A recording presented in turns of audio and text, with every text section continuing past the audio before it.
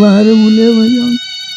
ବହୁତ ଭଲ ପିଲା, ତାର ଜୀବନର ବହୁତ ଭଲ କାମ କରିଛି ବାହାରେ। ଟଙ୍କା ଟଙ୍କା କରି ବି ସାହାଯ୍ୟ କରନ୍ତେ ତ ନିଶ୍ଚିତ ଏ ଭାଇ ଜଣକ ତାଙ୍କର ଅକ୍ସିଜେନ ମେସିନଟିଏ ସେ କିଣିପାରନ୍ତେ। ଜୟ ଜଗନ୍ନାଥ। ସମସ୍ତ ଓଡ଼ିଶାବାସୀକୁ ମୁଁ ସଞ୍ଜୟ ଏଣ୍ଟରଟେନମେଣ୍ଟକୁ ବହୁତ ବହୁତ ସ୍ୱାଗତମ ଜଣାଉଛି।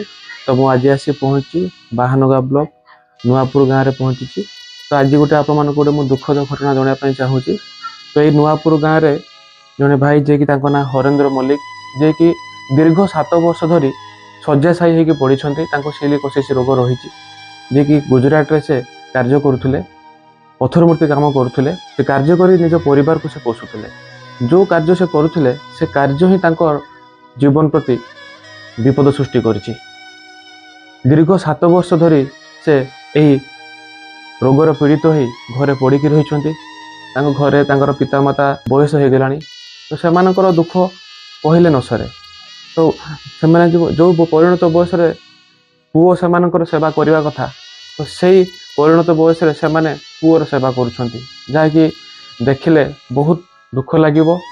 ଆଉ ସେଥିପାଇଁ ମୁଁ ଆପଣମାନଙ୍କୁ ଜଣାଇବା ପାଇଁ ସମସ୍ତ ଓଡ଼ିଶାବାସୀକୁ ଏ ଭିଜୁଆଲ୍ ବନେଇଦେଲି।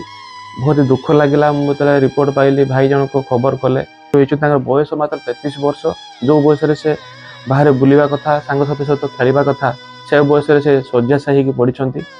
ରୋଗ ସହିତ ସଂଘର୍ଷ କରୁଛନ୍ତି, ବଞ୍ଚିବା ପାଇଁ ସଂଘର୍ଷ କରୁଛନ୍ତି। ମେଡ଼ିସିନ କିଣିବା ପାଇଁ ପଇସା ନାହିଁ, ବଞ୍ଚିବା ପାଇଁ ପଇସା ନାହିଁ, ଖାଇବା ପାଇଁ ମଧ୍ୟ ପଇସା ନାହିଁ। ତ କେମିତିକା ସେମାନେ ବଞ୍ଚିବେ, କେମିତିକା ଚଳିବେ?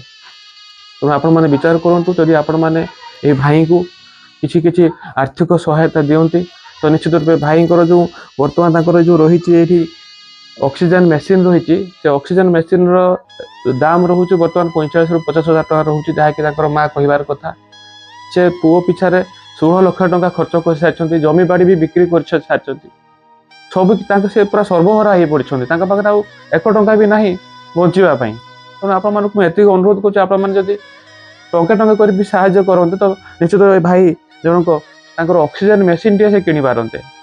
ଏତିକି ସହଯୋଗ ତାଙ୍କର ପ୍ରତ୍ୟେକ ମାସ 10,000 ରୁ 15,000 ଟଙ୍କା ମେଡ଼ିସିନରେ ଯାଉଛି, ଅକ୍ସିଜେନ ଖର୍ଚ୍ଚରେ ଯାଉଛି। ଦେଖନ୍ତୁ ଗୋଟେ ବଡ଼ ସିଲିଣ୍ଡର ମଧ୍ୟ ଲାଗିଛି, ଯାହାକି ଏଉଠୁ ସେ ରେମୁଣା ଯାଉଛନ୍ତି, ଯାଇକି ଏଠୁ ନିଶ୍ଚିତ ପାଖାପାଖି 40 କିଲୋମିଟର 50 କିଲୋମିଟର ସେ ପାଖାପାଖି ଯାଉଛନ୍ତି।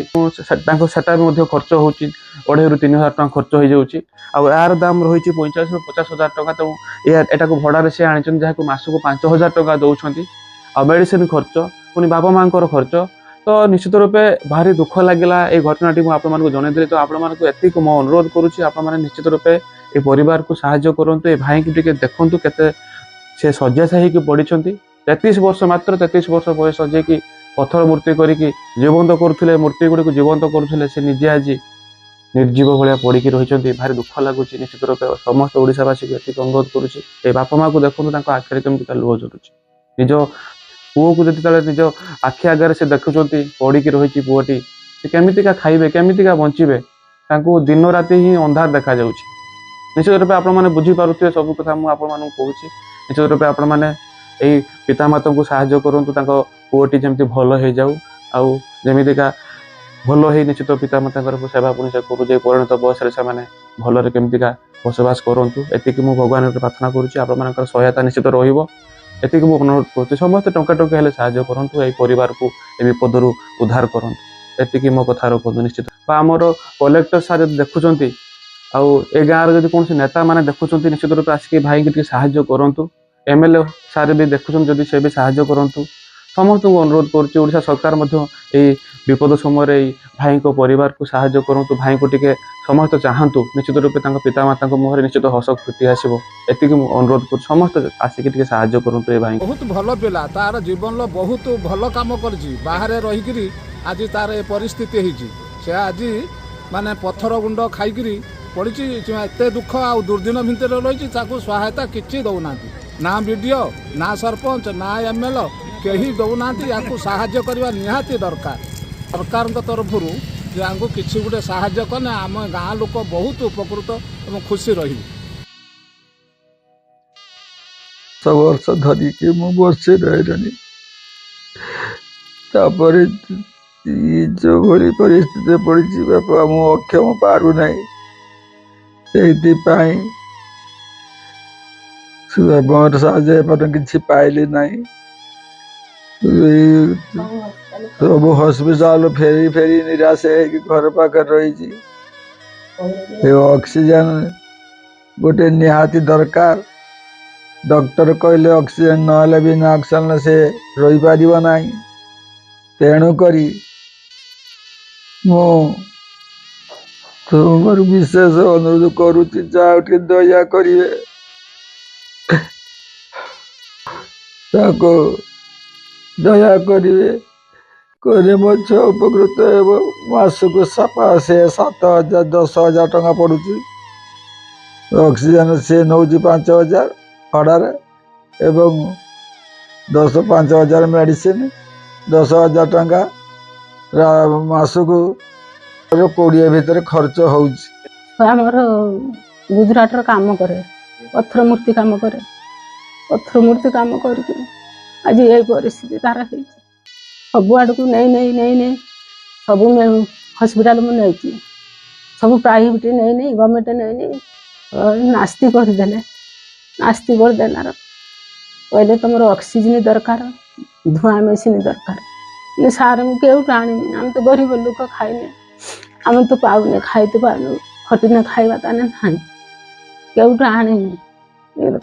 ନା ମାଉସୀ ଆମେ ଆଉ କିସ କରିବା? ଆମେ ଯେତେ ପର୍ଯ୍ୟନ୍ତ ଆମେ ନାଗିବା କଥା ଆମ କର୍ତ୍ତବ୍ୟ ଯଦି ଆମେ ସେତିକି କଲେ, ତମେ ତ 4 ଥର 5 ଥର ଲେଖା ଆମ କତିକି ଘିନିକି ଆଇଲ, ଆମେ ଆଉ କିସ କରିବା? କହିବି ନାସ୍ତି କରିଦେଲେ। ସେଠୁ ମୁଁ ଘିନିକି ଫେର ପଳେଇ ଆସିକି ଘରେ ରହିଲି। 5,000 ଟଙ୍କା ଲେଖା ନେଉଛୁ ଅକ୍ସିଜେନ ଭଡ଼ା, ଭୁବନେଶ୍ୱରରୁ ଆଣିଛି। ତାର 7 ତାରିଖ ତାର 8 ତାରିଖ ବି ହଉନି, ସେଥିରୁ ବନ୍ଦ କରିଦେଲେ। ନିକୁଷ୍ଟି ଗଲେ, ତାପରେ ଆମ ସରପଞ୍ଚ ଗୋଟେ ସିଲିଣ୍ଡର ଗୋଟେ ଦେଲେ ଏମର୍ଜେନ୍ସି ପାଇଁ। 9 ଚାଲିଗଲେ, 9 ଯେ ଚାଲିଯାଏ ତ ଛୁଆ ମୋର ରହିପାରୁନି, ବିଞ୍ଚିତ ପଡ଼ୁଛି ମୁହଁର ଏକ ବିଞ୍ଚଣା ନେଇକି ବିଞ୍ଚିତ ପଡ଼ୁଛି। ତାପରେ ମେଡ଼ିସିନ ମାସକୁ ଯାଉଛି 10,000 ମେଡ଼ିସିନ। ଏଇ ବନ୍ଧୁ ଘରକୁ ଯେ ଦେଖିଦେକା ଆଇଲା, କିଏ 500 କିଏ 1000 କିଏ 200 ଏଇରକ ସବୁ ଦେଲେ। ମେଡ଼ିସିନଟା ଖାଉଛି, କେତେ ଦିନ କିଏ ଦବ? ସବୁବେଳେ କେହି ଦେବେ ନା, କେହି ତ ଦେବେନି। ଏଇ ମୋର ମେନ୍ ଅକ୍ସିଜେନ ବିନା ଅକ୍ସିଜେନ ମୋ ଛୁଆ ରହିପାରିବ ନାହିଁ। ଏତିକି କହୁଛି, ମେସିନଟା ମୋର ନିହାତି ଦରକାର। 45,000 ଟଙ୍କା କହିଲେ, ମୁଁ ପଚାରିନି, 45,000 ଟଙ୍କା ପଡ଼ିବ। ଛୁଆର 15-16 ଲକ୍ଷ ଟଙ୍କା ଖର୍ଚ୍ଚ ହେଇଗଲାଣି। ଜମି ବାଡ଼ି ସବୁଟା ଯାଇକି କାର୍ଡରୁ ସବୁଟା ଆମେ ହିସାବ କରିକି ରଖିଛୁ। ନା ପଇସା ମତେ ମେସିନଟା ଟିକେ ସାହାଯ୍ୟ କରିବେ, ଆଉ କିଛି ମୋର ଅକ୍ସିଜେନ ମେସିନ ନିହାତି ଦରକାର ମୋ ଛୁଆର। ଆଉ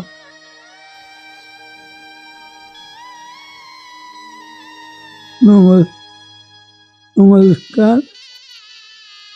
ବେଶୀ ସମୟ କଥା ହେଇପାରୁନି, କାରଣ ମୋ ନିଶ୍ୱାସ ବଳେ ମୁଁ, ତେଣୁ ଏତିକି କହୁଛି, ମାନେ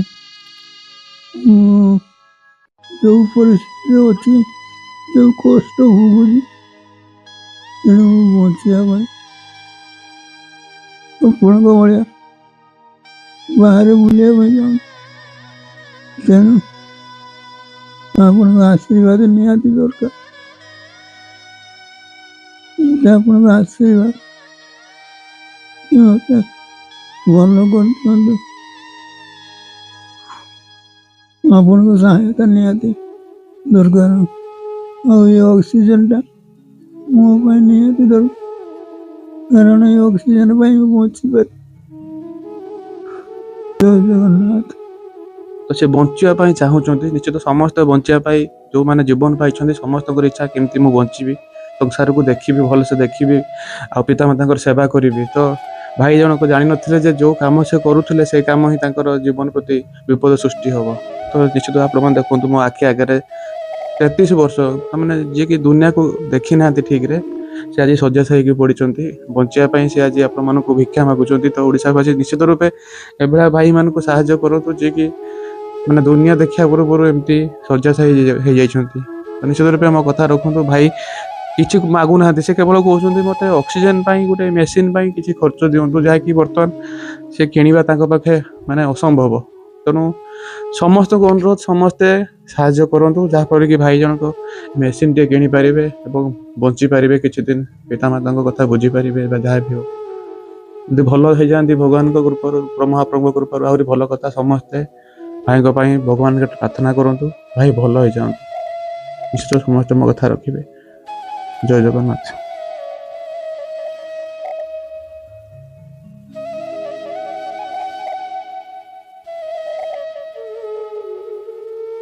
एनी प्रॉब्लम भाई आसिक पहुँचते और साहाଯ୍य करछंती हाँ सब सब साहाଯ୍य से करछंती माने पूरा ऑक्सीजन दबा ये दबा आउ लिक्विड दबा पूरा पूरा लेवलाज दबा सब दबा है कि पूरा ताको ठीक ठाक करके ताको ता पई अंटा भिड़ रही छी पाके पाके से गरीब छुआ तार केही नांती पूरा विषय पड़ी आज्ञा आज्ञा तेणु आप समस्ते भाई को साहाଯ୍य करंतु जहाँफल से गोटे ऑक्सीजन मेसीन किनी पारे समस्त अनुरोध समस्त साहाଯ୍य करंतु।